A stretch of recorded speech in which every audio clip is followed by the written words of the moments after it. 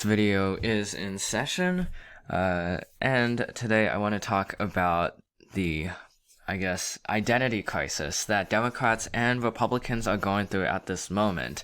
So, I'm going to segment this into two parts. First, I'm going to be talking about the Democratic Party, mainly because right now they're not dealing with as big of an identity crisis, but then later on, I'm going to talk about the Republican Party. So, for the Democrats in 2018 were going through a pretty big feud over whether to be a progressive party or a party of moderates and establishment individuals. And ultimately, what they did choose is establishment individuals.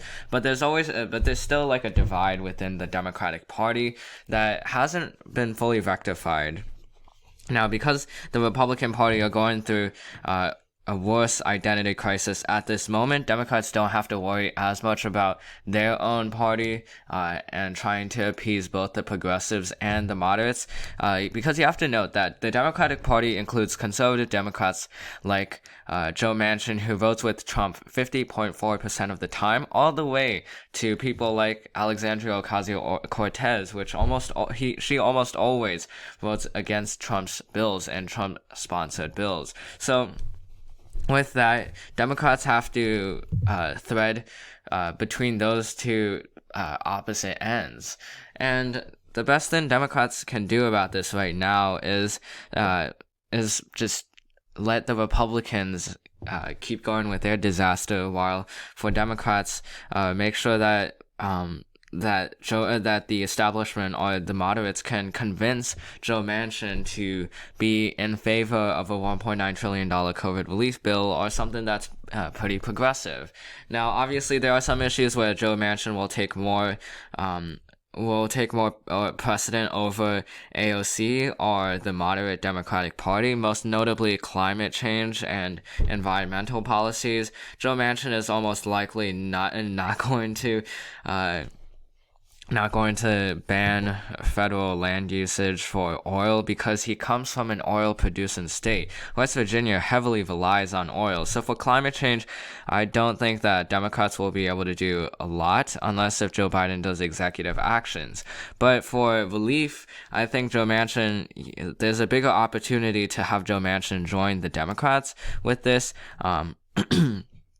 And we've seen how in an interview today, I'm recording on a Wednesday, Wednesday, February 3rd, how Joe Manchin is not totally against the $1.9 trillion COVID relief bill. He said if it's that kind of bill, then so be it. And that's exactly what Jim Justice, the Republican governor of West Virginia, also said over the weekend. So the Democratic Party is doing better right now in terms of political identity. Meanwhile, the Republican Party is going through a crisis of identity. This kind of identity crisis has probably never been this big since the George H.W. Bush days. After George H.W. Bush was declared a one-term president, the Republicans had an identity crisis whether they wanted to become more like Reagan or to stay with moderate policies, and they chose to become more like Reagan. So what they're doing here now is whether they want to stick with Donald Trump or go back to a more moderate conservative party, a small C conservative politicians. Ultimately, right now, they seem like they're deciding more towards going for Trump. But because of that, that's making a lot of Republicans upset. There has not been a bigger divide in the Republican Party, or a clearer divide in the Republican Party since 1992 with the loss of George H.W. Bush. You have moderate Republicans like Pat Toomey or Susan Collins, or even Lisa Murkowski saying that they are very upset with how the Republican Party is moving. And we see Republican senators who are no longer going to run for re-election in 2022 because of all of this mess, which includes Rob Portman or Richard Burr or Pat Toomey. All of those three Republican senators are in swing states, and they are retiring in 2022, giving Democrats an opportunity. So that's one side of the political spectrum you got. The other side is Marjorie Taylor Greene, who is outspoken conservative, peddles with conspiracy theories, does a lot of loony lies. She says that oh gosh. She says that the California wildfires are from Jewish space lasers. She says that she wants to execute Democratic politicians. She wants to, she is accusing Hillary Clinton of killing Robert Kennedy. So all these like ridiculous lies she is promoting. And that's bad for the Republican Party because it's been getting a lot of political attention from the press, and the press is covering Marjorie Taylor Greene a lot now. So as a result, Kevin McCarthy, the House Minority Leader, is meeting with Marjorie Taylor Greene today, as of recording. Again, Wednesday, February 3rd, and they're currently discussing about what to do with her. And McCarthy has to play a very, very tough role. This is the same exact role that Nancy Pelosi had to play in 2018 when trying to balance the Blue Dog coalition of conservative Democrats with the squad, including AOC and Bernie Sanders. So all of the more progressive Democrats. And then at the same time, for the Republican Party, they also have to deal with Liz Cheney. What to do with Liz Cheney? Now, I'm not making this a partisan opinion video, but Liz Cheney should not be going through the kind of rebuke from the Republican Party she's facing, but that's up to your opinion. But currently what the Republican Party is doing is they're heavily bashing against Liz Cheney because she voted in favor of impeaching Donald Trump. Meanwhile, for Marjorie Taylor Greene, many of them have been silent on the issue, which shows and affirms that the Republican Party is moving to the party of Trump.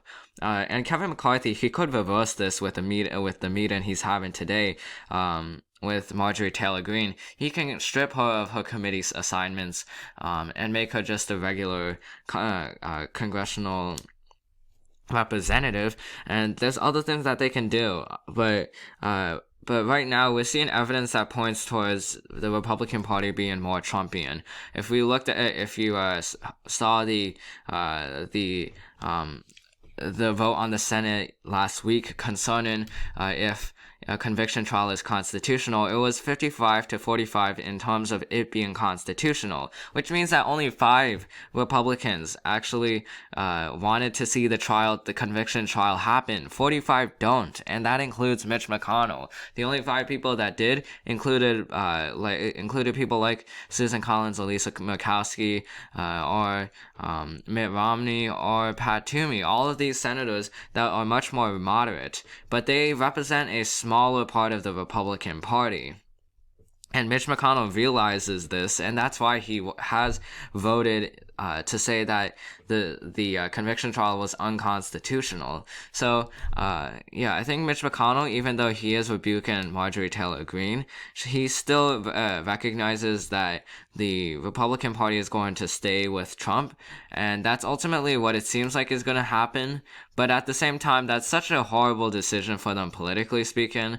Again, this is not supposed to be a partisan opinion video, but they are going in the wrong I made an entire video on this of how the Republican Party is going in the wrong direction, and how that's going to show them and how eventually they will face repercussions in 2022 and in future elections. So but right now, currently speaking, this is a good moment for Democrats, mainly because Republicans are fighting amongst themselves, and Democrats can focus more on what they want passed. They can focus more on creating new legislation without Fox News or conservative politicians bickering to them. Meanwhile, the Republican Party should be having an easy time right now. They are part of the minority party, and even though they can't construct as many bills, what they can do is they have an easy job, which is to blame the Democrats for everything. Just blame Democrats on not doing this or that, and saying that Democrats should not be doing this or that, and then winning in 2022. But they've made it so complicated for themselves. They've made it way too complicated for themselves. and instead is now going more for the party of Trump. And we've seen something like this happen before. Just look to January 5th. That's when the Georgia runoffs happened right here. And Democrats won because Republicans were in a state of disarray. They were not organized, while the Democrats were incredibly organized, which is how Jon Ossoff and Raphael Warnock were able to win in Georgia, making Georgia's 2 Senate seats both Democratic. And if Republicans keep going down this path, then there's an opportunity for Republicans to suffer in the long term. So that's all I have to say for this video. I hope you enjoyed it. This video is now adjourned, and I'll see you in the next one.